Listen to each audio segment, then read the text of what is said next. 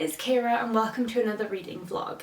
This weekend I'm going to be taking on an absolutely gigantic and very seasonal reading challenge because I'm going to be trying to read the entirety of It by Stephen King in this weekend, which is a lot of reading to do.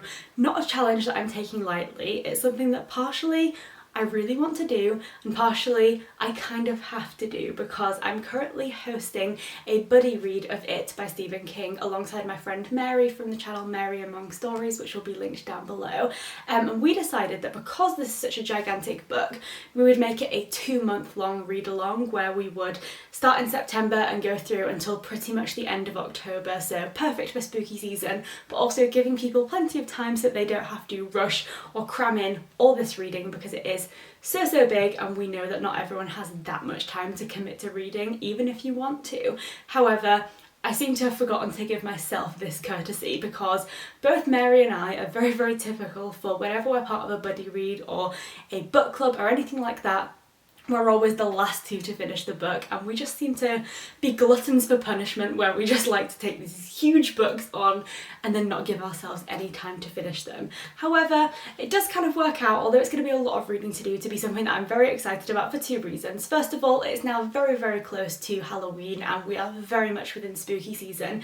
This book feels very like on brand for the time of year that we're now in. And then also, I love reading Stephen King in like very concentrated periods of time. So for the last couple of years in October I have done Stephen King 24-hour readathons where I've read several of his smaller books in 24 hours and it's just so, I don't want to say fun because it's quite scary and you know obviously Stephen King writes about lots of disturbing and terrifying things, but it is just something like thrilling about putting yourself in the world of horror for 24 hours and reading as much of it as possible that I really enjoy. So although I probably haven't dealt with this novel in the best way by leaving pretty much the entire thing until a week before our live show, in another way it might be a fun little treat and just experiment to see how well I cope with reading the entirety of this novel in one weekend, because it's going to be intense, it's going to be scary, I'm probably going to be terrified by the end of it, but equally it might be a little bit fun. So that is the reading challenge I have set myself for this weekend. Little disclaimer, I am not technically starting from the very beginning. Throughout our buddy read of It, Mary and I have hosted a couple of live reading sprints, so I've read this book on a couple of occasions, but I haven't read it outside of those sprints, and throughout those 2 reading sprint sessions I have made it to page 113. So, read a very small section, but my copy has 1067 pages, so I basically have 1000 pages left to read of It by Stephen King and one weekend in which to read it. So it's going to be fun, it's going to be scary, it's going to be intense, and I really can't wait. So before we dive into the rest of this novel, I thought I'd just give you a quick overview of my thoughts on the very beginning section that I've already read. And what I will say is it's made me very nervous for what is to come because although I'm definitely invested in the novel and find Stephen King's writing style really easy to get into, it has also been a very intense start. Anyone who has interacted with It, the franchise, whether that be through the movies or the book, will know that it obviously starts with this scene of Georgie, a little boy who's just been made a little toy boat by his older brother who's laid in bed sick for the week, and there is a big rainstorm. Georgie goes out with his little boat and he's sort of running along the street in this like iconic yellow rain jacket, and then we have our first interaction with the lovely Pennywise, and it is just the most chilling, terrifying and just like haunting first introduction like section to a novel that I think I've ever read. It just really hits you, and it's not necessarily typical of Stephen King. Lots of his books that I've read start a lot slower, a lot calmer, a lot more like unassuming. You don't necessarily know what you're getting into at the very beginning, whereas with this one it hits you with so much darkness, so much gore and just like brutality right at the start, and then it kind of calms down slightly. And I have a feeling from the 100 pages that I've read read so far, this is going to be very much like a roller coaster situation in this novel, where we're going to have, you know, like lots of sort of like peaks of really dramatic, really scary sections, and then, you know, a lot of calmer bits where you kind of like lull into a false sense of security a little bit as things calm down. There's not going to be action throughout the entire 1,000 pages, so I do expect there's going to be some like really like scary sections and then sections where it's a little bit calmer. But it's also already the type of novel where you know that even in those sections where you're kind of lulled into a false sense of security, you're like hyper aware that it's definitely a false sense of security, and you know that you can never relax too much because there's always something or someone lurking around the corner waiting for something bad to happen. So I'm very invested so far. Can't wait to continue reading and see what happens. I kind of know because I've seen the movies, but there's so much more detail in the novel that I just know there's going to be a lot that I'm not expecting, a lot of details that were sort of missed from the movie and that you just don't necessarily pick up unless you're consuming something in a written format. So it's Friday the 15th of October. I'm going to try and have this book done, dusted, finished and back on the shelves by Sunday evening. So that would be Sunday the 17th of September, and I mean October, of course. So it's the 15th of October. Wish me luck because this is going to be scary, so let's do it. I am partially excited, partially terrified, and that's just what we're dealing with, so woo!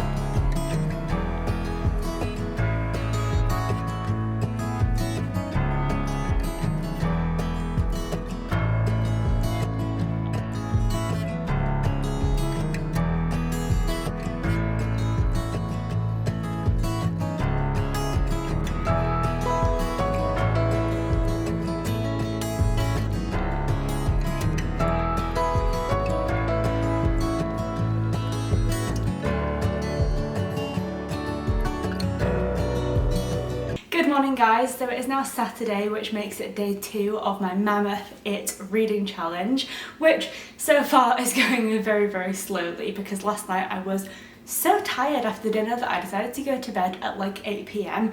for the greater good, because I thought getting a good night rest on Friday night would mean that I'd have more energy and just like attention span for reading throughout the rest of the weekend, so fingers crossed that pays off. But what I did do was a little bit of reading in bed before I went to sleep last night, and then also woke up and did some reading first thing this morning. That has taken me to page 153, which happens to be the start of part 2. So this novel, if you're not aware, is split into some very distinct sections.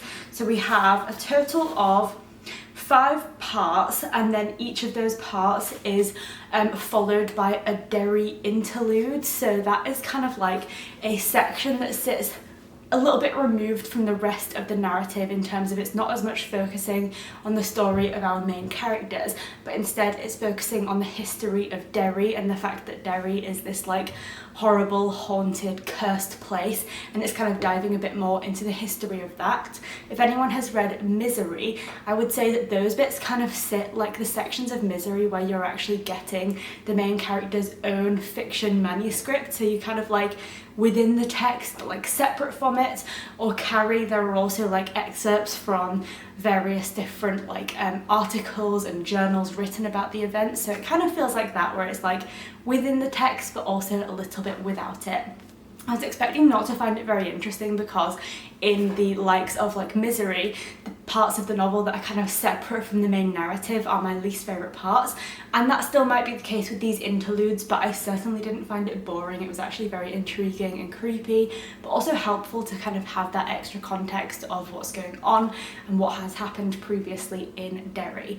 So at the start of part 2, now part 1 mostly focused, except for the very beginning with the bit with Bill and Georgie, on the characters as adults kind of getting called back to Derry because it is resurfacing, and then part 2 looks like it starts in 1958, which means that we are back to their childhood. So I'm really interested to see where the narrative is going to go in terms of like how much time we spend in childhood versus adulthood, and whether it's going to be a cohesive childhood transitioning to adulthood type of narrative, or whether we will kind of jump between the two throughout the story. So I'm interested to see how that goes structurally, and also just to get into like the really creepy parts of like what actually happens with it.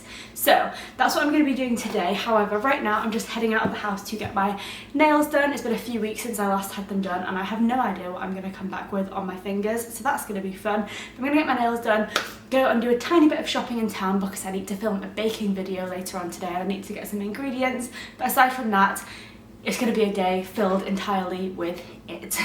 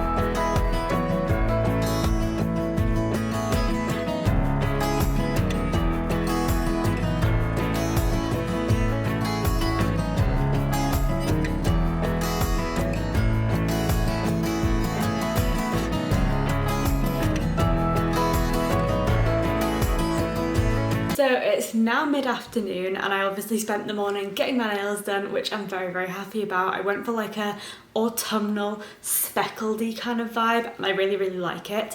I really liked my last set, which was like an orangey situation, because again, I wanted to go for something autumnal, but because I went for like colours, you could really see that it was like super grown out by the time I went to go and get them done again today. So this time I've obviously gone for like a nude base, but then with bits of detail on top, because I think that won't look quite as bad when it grows out, but I have got my next appointment in a few weeks anyway. But either way, I'm very, very happy with how they look, and I feel like they are the perfect autumn vibe. So that's a big win. I then came home and did some baking for my food channel. I was doing a vegan bake along for the Great British Bake Off, and I did sticky toffee pudding with a vegan custard today, which I'm very excited to eat for pudding later after I've had my dinner, because it's a very, very, very cold day today, and that is exactly the kind of cozy, warming pudding that I could just really do with right now. And then of course, what we're all here for, have done some reading of it finally, and I'm now on page 268, so that is probably about a quarter of the way into this novel. Still got lots to go, but I feel like now that I've actually sat down and done like a dedicated reading session for a couple of hours, I'm making a lot of progress, and I do find Stephen King's writing really like easy to get through, and I don't find that whereas with other novels, sometimes I'll read a couple of chapters and then be like, okay, I'm done, I can take a break and come back to this a bit later. With a lot of Stephen King's novels, this one included, I feel like I just want to keep reading because they're so intriguing. And I'm also really finding that part 2, which is what I'm in the middle of right now, is definitely better and more interesting than part 1. Don't get me wrong, part 1 was really intriguing and definitely a dramatic start to the narrative, but I feel like it was a little bit like, not incoherent, but just not very connected, if that makes sense. So we had like a bit from the 50s, then we had a bit from the 80s, then we had lots of different snippets into the group of friends who make up our group of main characters, and we got to see them in their adult lives and the impact that hearing about the return of it was having on their like mental health and the responses that we got from all of them. And that was all really, really interesting. But I feel like because it was so like snapshotty in its style, we didn't really get a chance to get to know any of the characters very well. Now obviously that's the case in any novel where you're not going to get to know the characters immediately because you have to read in order to get to know them. But because this is such a big novel, I feel like in a lot of other books you'd be 250 pages in and feel like you knew your main characters really well. Whereas in this book, because it's A, so big, and then B, doesn't just have one main character but instead has like a group of friends as the main characters, it's naturally going to take longer to get to know them. However, in part 2, it starts at the very beginning of this group of friends' summer break. They've just finished 5th grade. I don't know exactly how old that makes them in like American school years, but I'm guessing they're like 11 or 12, something like that.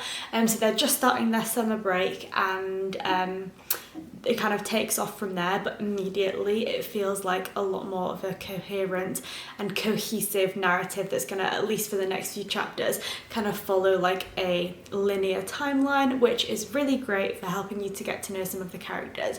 And so far we've been like in depth introduced to we have Ben, who I really like. I just feel so bad for Ben because he is a character that until the point of this like part 2 doesn't really have any friends. He is bullied relentlessly by people at school, and just he seems so nice, and it makes me sad that he doesn't have any friends until this point. So we get to know him. We obviously get to know Bill, who the story kicks off with. He is Georgie's older brother. There's Bill's friend Eddie, and then we also have just met a guy called Mike. So lots of different characters, but already getting to know them in a lot more depth, and I'm just finding it really interesting to kind of piece together the adult versions of them that we saw in part 1 with now their childhood versions, and seeing like what is going on in childhood that has led them to the points that they're at later on in the novel. I will just read one little quote because there was one description of it that I just found so chilling and I wanted to share it. So it says, "It wasn't makeup the clown was wearing, nor was the clown simply swaddled in a bunch of bandages. There were bandages, more of them around its neck and wrists, blowing back in the wind, but Ben could see the clown's face clearly. It was deeply lined, the skin a parchment map of wrinkles, tattered cheeks and flesh. The skin of its forehead was split but bloodless.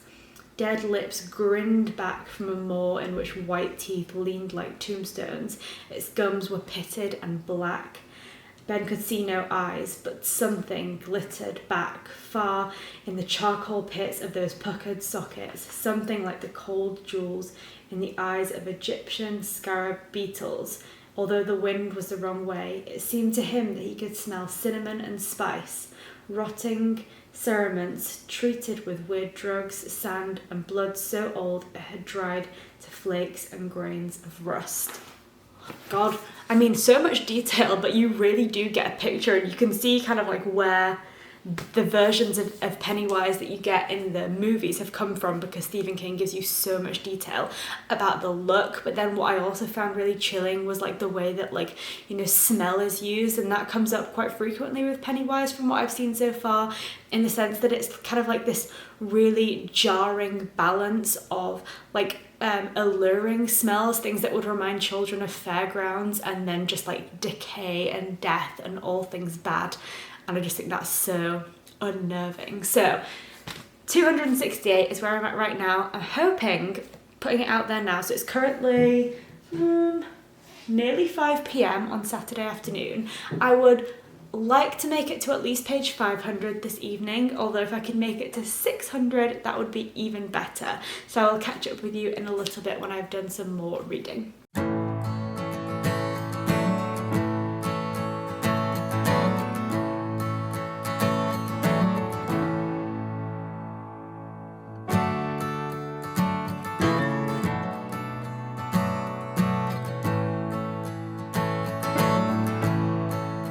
Admitting defeat.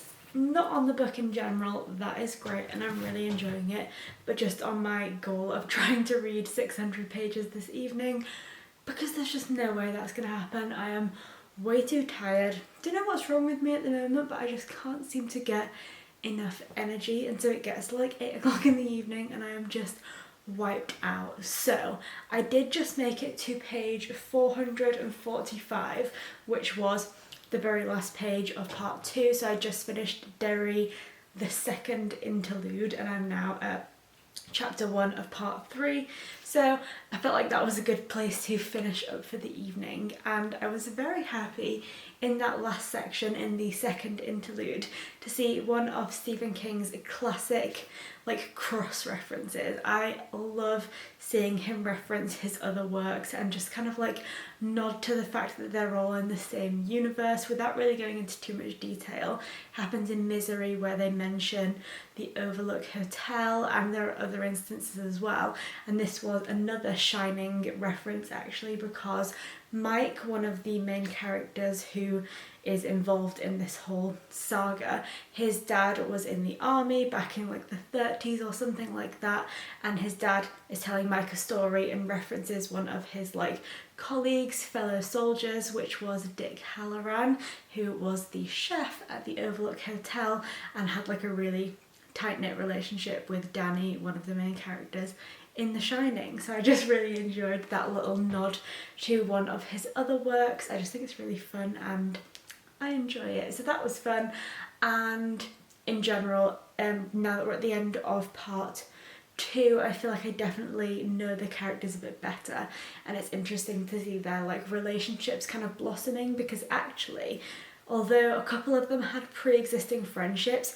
it's actually a very new thing over this summer that they kind of come together in the face of this big challenge of trying to prevent or put a stop to the evil that is happening in their town, which I think is interesting, rather than it being like a classic story of like a group of friends going on this like adventure situation. It's kind of more like circumstantial, the friendship, and then they haven't seen each other for years and years, and then they're kind of coming back to that scenario again, united by this like plight against evil. So it's really interesting, and I'm definitely going to be obviously continuing in the morning. I'm planning to get up quite early tomorrow because we're going to be going to the gym, and so for that reason I have downloaded the audiobook. I'm planning to read the majority of it physically, but I figure I might as well be as productive as possible and listen to a chapter or two while I'm at the gym on audiobook, and then get back to physical reading when I'm home afterwards. So on that note, I'm going to go to bed, and I'll catch up with you tomorrow when hopefully I'm a bit more energetic.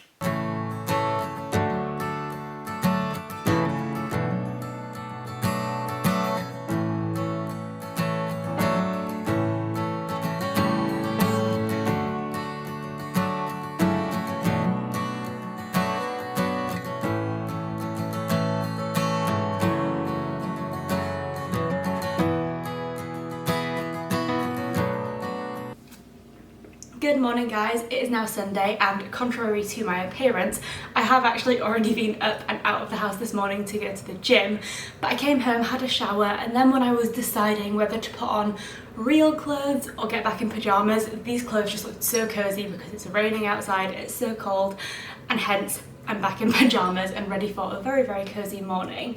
I don't have any plans coming up this morning. I'm going out later on this afternoon, but that means I have a good few hours right now where I can just drink all of the tea and of course try and read as much Stephen King as I possibly can, because that is, let's be honest, what this weekend is all about. So before I get on with all of that reading, I wanted to talk a little bit about the audiobook, because I was of course listening to this book while I was at the gym this morning. I listened to the first chapter of part 3, and it was a long chapter. It's called The Reunion, so no prizes for guessing what the theme of that chapter is, but it was a very long chapter. I mean, it lasted the entirety of my gym session, and then also my shower. When I got home I had it playing out in the bathroom, and I listened to it on 1.5 speed, so it was just over an hour I think, which is very long for one single chapter.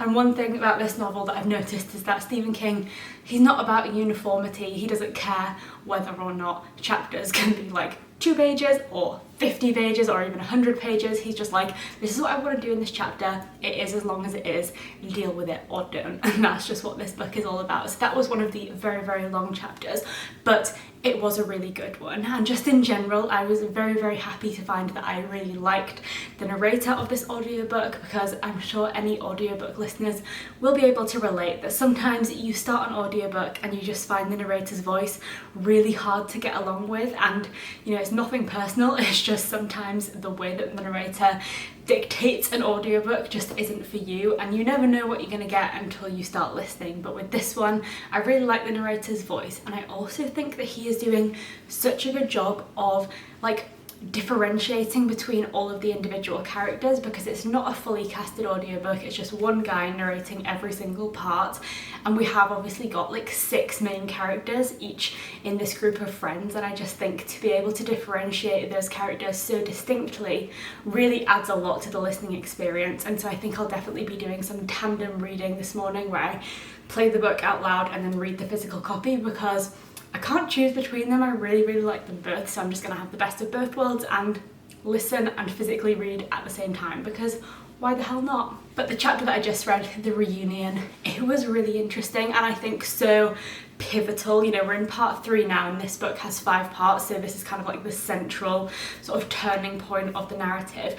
And this is the part where all of the adult characters come back to Derry, so it's kind of like make or break, game time. They have to do something, otherwise it will just rain its terror over this town forever and ever and ever.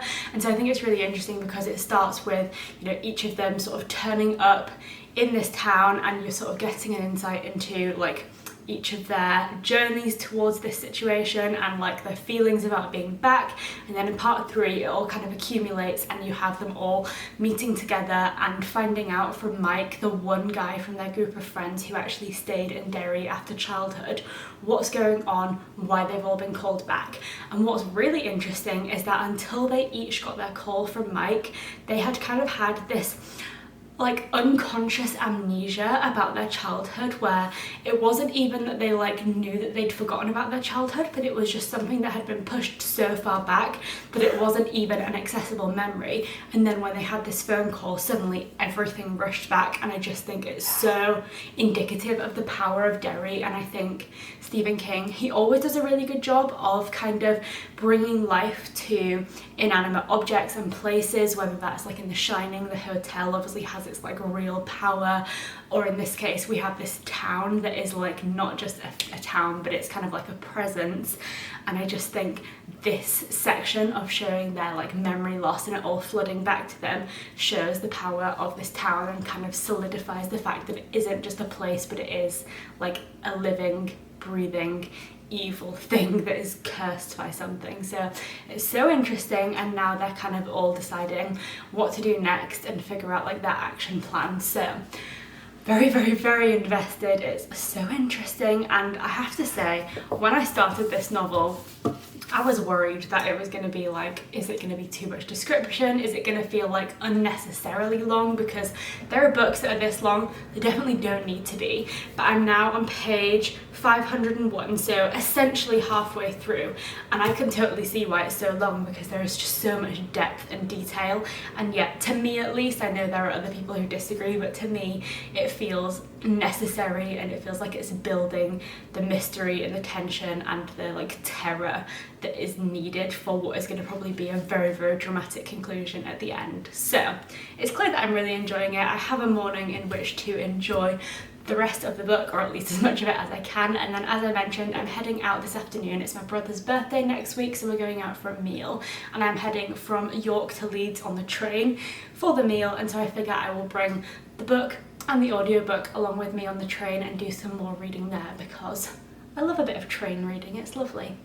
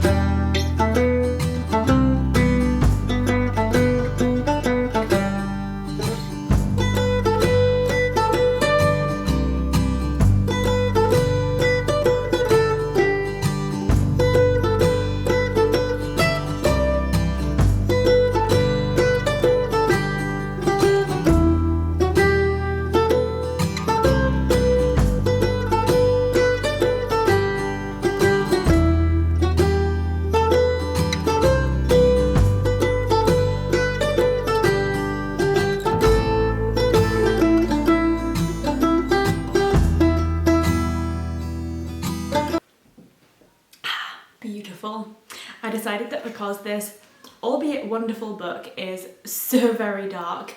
I needed something like sweet and cheerful to balance out the vibe of the weekend. So we have this book, and now we have a very, very delicious vegan hot chocolate. I made it with coconut milk with some vegan whipped cream and vegan marshmallows, and it is delightful. So that has definitely sweetened up the morning for sure. But I have just made it to the end of part 3, which brings me to page 617. So we are now very well over the halfway mark, which is super exciting. And part 3 was an intense one. It felt very fast paced and just like a lot seemed to be going on. Of the 3 parts that I've read so far, I would say that part 2 was my favourite because I really enjoyed learning about the like childhoods of the main characters and just seeing how all of their like friendships kick-started and how each of their individual friendships and connections kind of brought them together in the gang. And I just really enjoyed that. It felt like obviously still quite dark, but like quite wholesome as well. And also like, even though they were facing something dark, there was an aura of like naivety that kind of gave them this sense of like bravery and just like desire to defeat evil, where they didn't really know entirely what they were going to be facing. And so it felt like this very odd but at the same time understandable balance of like youthful naivety and like very, very adult darkness, and these two blended together in a way that just made these main characters so brave and just like willing to face anything. Whereas in part 3, which is definitely my second favourite of the 3 parts that I've read, I feel like there is no longer any of that naivety, any kind of like hopefulness that they might have experienced in childhood is kind of gone and marred by the darkness that they've faced. And now they're going into this situation again where they're facing the same evil, and yet they know exactly what it is that they're facing. So they no longer have this like bravery, they don't have this youthful naivety. All of that is gone, and instead it just feels very dark and very, as a reader, you feel super apprehensive for them as characters because you just know how terrifying it must be, I guess, because they're older and therefore should be braver, and yet they have this now much clearer understanding of what it is that they're going to be going up against, and also the fact that they may well fail again as they did in childhood. So I think part 2 was my favourite to read, but part 3 by far is the one that has left me feeling the most nervous and on edge and scared, because it just feels a lot darker all of a sudden. It's just really interesting how the like vibe shifts with each of the parts, and I think Stephen King is doing a really good job of taking you on a very, very not linear journey, and yet just like he's just guiding you through this entire thing, and you don't really know what's going to happen, but at the same time you just like on the journey with everyone, and it just seems to work somehow. But yeah, part 3 is done. I'm moving on to part 4. It is only 10:30 in the morning, but I think I'm going to start getting ready to go out. I'm probably leaving the house at about 12:30. So I'm going to do my makeup and get ready, and I think I will listen to the audiobook while I'm doing that, and also drink my hot chocolate because I don't want to get any whipped cream or hot chocolate on my book, and then I'll pick the physical copy back up after that. But yeah, wish me luck, because after part 3, I do not know what part 4 is going to hold, but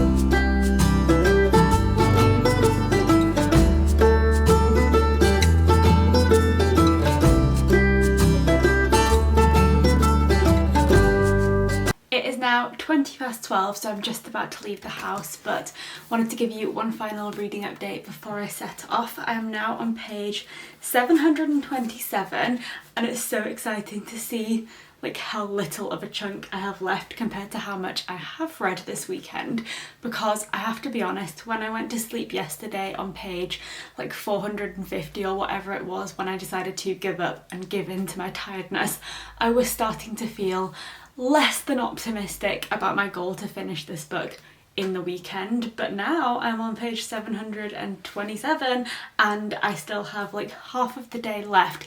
I'm actually feeling very, very confident. I might regret saying that later, but right now I'm feeling very confident that I will be able to finish this book today, which is a very exciting thing to say, just because I love completing reading challenges and also because I'm enjoying it, which is making the like quick reading process a lot easier. Now, I have to say, chapter or part 4 is not quite as enticing to me as part 2 and 3 have been. It feels a little bit more like a filler. Now, we're still getting interesting information and character building in terms of like getting to know the main characters and their relationships to each other and kind of some of the things that happened in that summer after 5th grade, but it also feels like not that much is happening yet, and it's kind of hinting at things that might happen and also building like various like, I guess we're adding like building blocks into the situation and getting to know like how they've interacted with Pennywise previously and how that will probably influence their interactions with him now as an adult. But yeah, it's not bad and I'm still finding it really interesting, but I would say of all of what has happened in the book so far, this part feels the most fillery and just like the least substantial. If you were to lose anything, I would say this section would probably be what you could lose.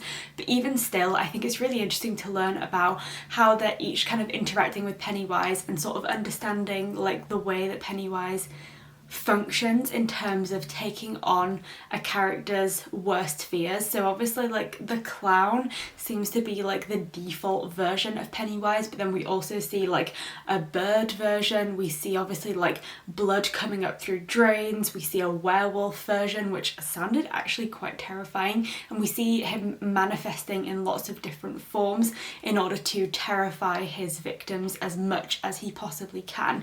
So that's really intriguing. But what's also interesting is that actually for such a big book, and with, you know, Pennywise on the front of it, and I guess the destruction of Pennywise being the primary focus and point of what goes on in this novel, he actually doesn't play as big of a role as I expected, in the sense that most of our interactions with him as a character are like through memory and anecdotal. Like, we don't actually often see Pennywise committing his crimes except for like on a couple of occasions. It's often like the children's memory recollecting it to their friends and explaining their interactions with him and how they've seen him, and all of that kind of builds into this picture of Pennywise where you as a reader feel like you understand how the mechanics of this villain works. But we don't actually see that much of him, at least until this point in the novel, in like real time, if that makes sense. And I feel like that adds a lot to the narrative as well in terms of like how fears work. A lot of times fears work by the way that you build them up in your mind rather than the reality of the thing that you're scared of. And so this group of friends kind of all communicating about this thing that they've sort of experienced individually and building this big image of this villain that they then have to take on, I think makes the fear even more substantial, but also kind of makes their desire to defeat it even more substantial as well. So it's really interesting to see how fear kind of is manifested within this novel, and how like anecdotes and memories and descriptions can kind of build up this picture of a character without actually interacting too much with that character itself. So that's where I'm at right now. I'm heading out to go and get the train, so I'm going to listen to the audiobook on the walk to the train station, and then I will read the book on the train, and I'll catch up with you hopefully with a teeny tiny bit left to read when I get back from my meal later on this afternoon.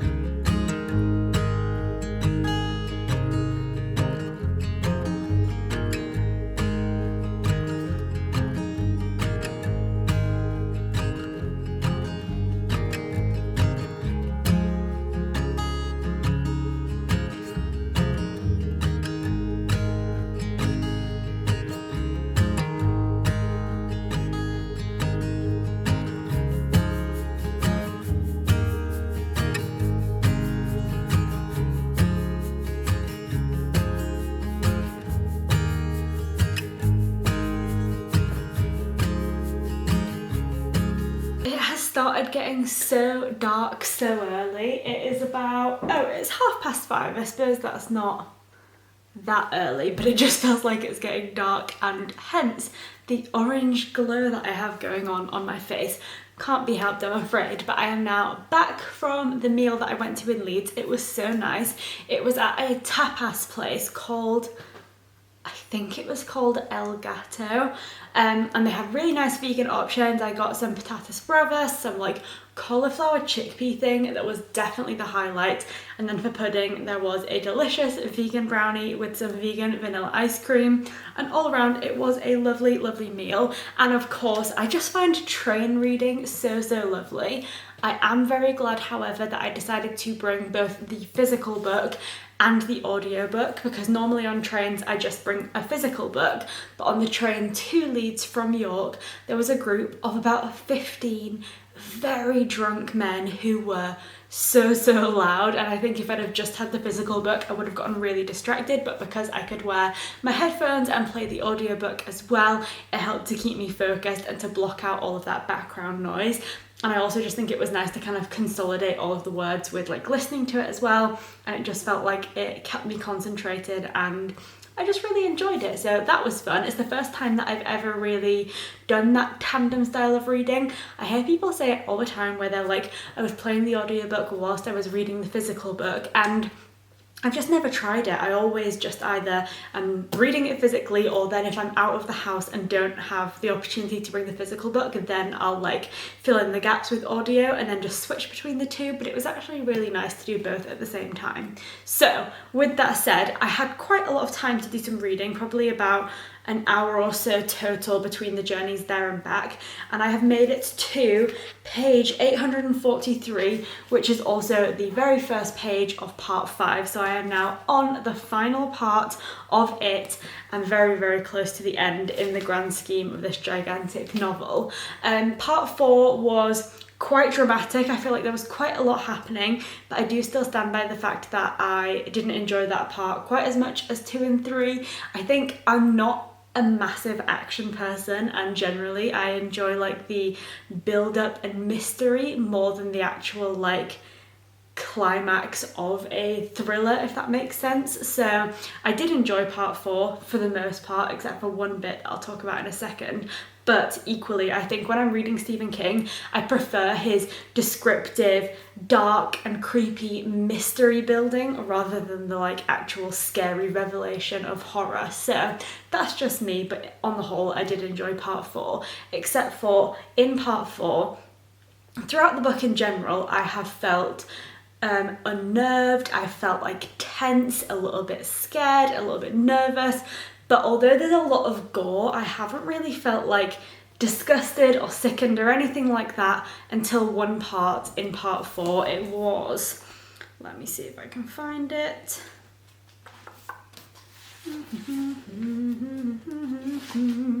Okay, chapter 17, which is, so part 4, chapter 17, and on my copy it is page 756.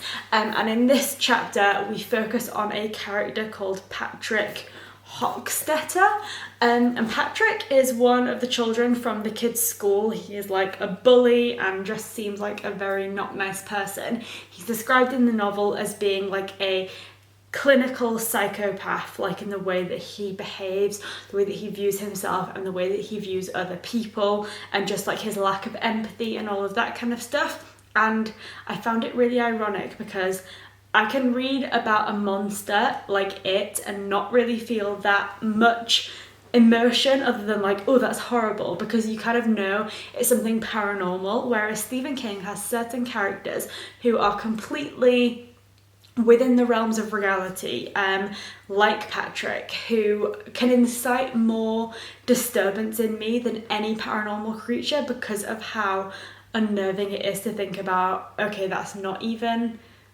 a story, that's something that could be real. So the way that they describe Patrick, some of the things that he has done both to people and to animals, literally churned my stomach on the train, and I felt so much disgust and just like a little bit upset to read about it. because of the fact that it is based in reality, whereas Pennywise is completely fictional. Patrick is obviously a character, but a character based on things that real people do who have these kinds of mindsets and people who are psychopathic. It made me so uncomfortable because it is real. I had the same exact experience reading Misery because there's nothing paranormal about it, and that is, yeah, far more unnerving than anything fictional made up monster, because it could actually happen, and that is disturbing. But I thought it was ironic that I'm reading a book that is obviously about this creepy clown shapeshifter thing, and the thing that I have found the most disturbing so far is a human child.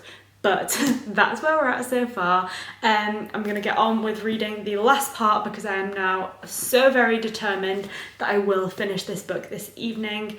And I really think I can do it. So with that said, it's 5:30. I have about 200 pages left to go. So let's get reading.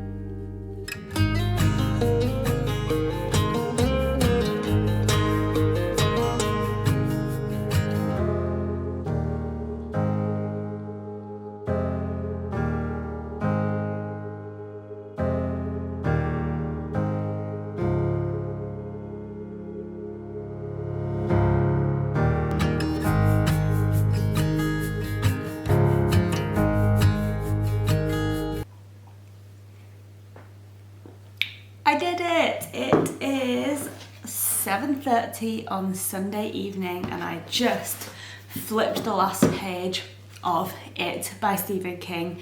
So I read virtually all of Stephen King's It in one weekend. I did it, hooray.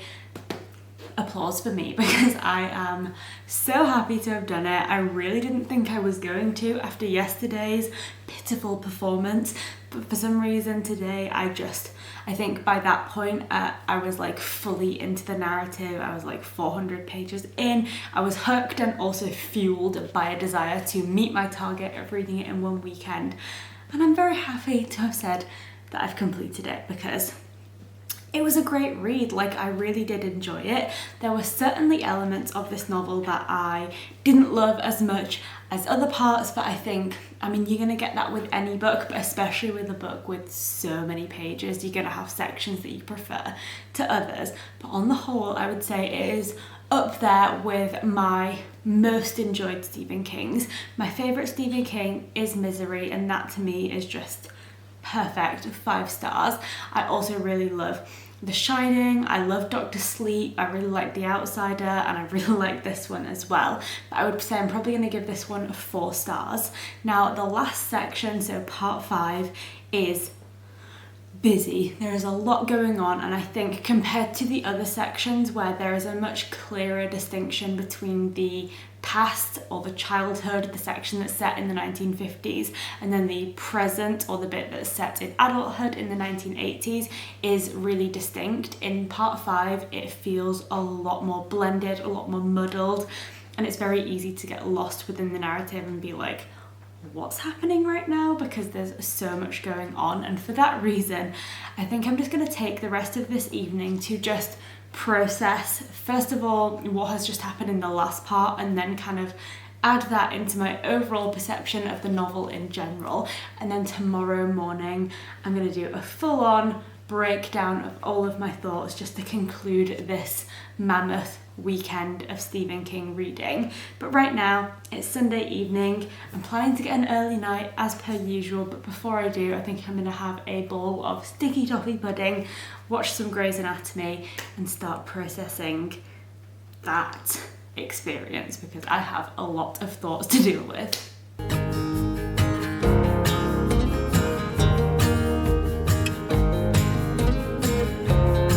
So now that I have had time to sleep and process everything, not that I could ever really process everything about it because it is so big, there are so many different perspectives and, you know, things that you could focus on, so I'm only processing what is kind of in my mind right now, and that is probably only a small fraction of what could be said about the novel. But regardless, I have had time to process at least what is in my mind, and I think it's time to wrap it up because I have had a really fun reading experience, and it was a pleasant surprise for me because I didn't know what I was going to think of this one. Despite being a fan of Stephen King, I was nervous about it because it's so big, and Stephen King, particularly in this novel, I've seen people critique him about his use of over description and adding things into the narrative that don't really need to be there, so I was apprehensive to say the least. I found this to be a really good reading experience. I enjoyed almost everything about this novel, and I found it was actually one of my faster reading experiences for Stephen King, in the sense that it seemed to fly by. Like, nothing in this novel while I was reading it felt like it was a drag. I didn't genuinely feel as though the description was unnecessary. From a structural point of view, is everything absolutely essential to the story? Probably not. There are definitely elements of this novel that he could have lost or trimmed down, and he is a bit repetitive sometimes with his descriptions, I will admit that. But despite the fact that not everything is necessary, I think that most things in this novel that he adds are at least bringing something to the table, if that makes sense. So are they essential for bringing the plot along to its essential conclusion? No, not necessarily. Not everything needs to be on the page. However, most things that are in this novel are adding atmosphere and adding characterization, and I think the characterization in this novel is what makes it such a strong reading experience, because you feel so invested in the characters. And so whilst I can understand that some people would think that this is an overly descriptive novel, that's definitely an argument that could be made. For me personally, I felt like it was a very atmospheric novel, and it felt like you knew the characters really well, which I really liked. And aside from that, I just thought that it had such a great balance of both an incredible cast of characters who you felt like you knew really well, and also a really interesting timeline that kind of switches between obviously childhood and adulthood, and therefore gives you insights into two versions of the characters that you're getting to know.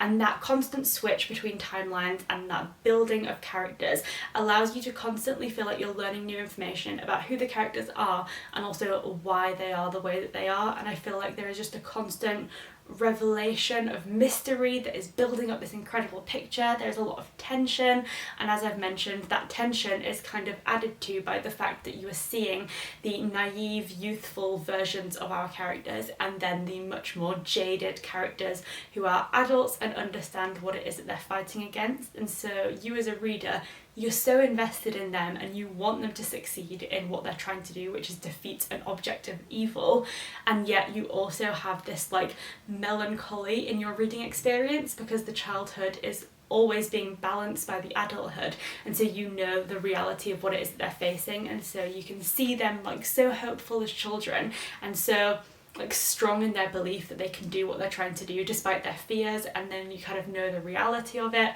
And I just think Stephen King balances that so well to create mystery and tension and constantly build on these characters, and I just think it's so good.